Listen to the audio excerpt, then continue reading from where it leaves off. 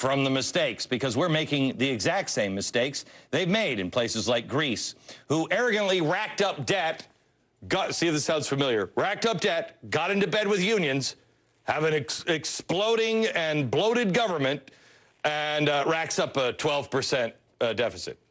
Well, that's not too much like us, because as you'll see, our deficit is only 9.9. Then Spain tried the green job thing that Van Jones has been pushing. Oh, that worked out so swell for Spain. They now only have 19% unemployment. They learned the lesson that we'll soon learn if we don't stop on this path. You lose 2 jobs for every 1 green job created. Can we just let entrepreneurs create jobs?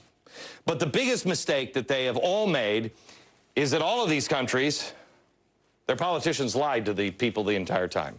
Even now, they're in denial. Officials at the major rating agencies last week downplayed the risk of debt crisis, saying that nations like Greece, now see if this would excite you, if you're over in Greece, and they said, this nation, don't worry, it's got enough in reserve to hold off a collapse for months. Oh, well, if it's that far off, let's go to Disney World.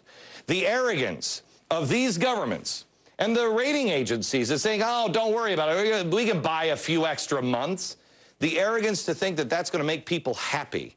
The politicians, the governments, the global agendas, they have all stole the future of the children in Greece, the freedom in Ireland, the freedom here.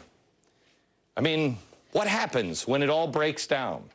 I've said before, and in the last year, I've been harping on this a lot. Everything you know, everything you think you can trust is about to change. The paradigm is changing. Is this the beginning? How bad will it get? If Europe comes crashing down, what happens to us? How do people who have been lied to, who have had their children's future stolen, how do they react? In the next hour, Sharo's not here.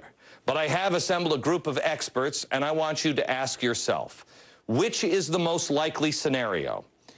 Everything is fine. Second scenario, we're headed for a depression in Europe, and the rest of the world will be hit hard, but we'll get through it, and things will remain the way they've always been, or have been for the last 100 years. Or revolution, insurrection. That's what the communists are calling it over in Europe, the coming insurrection.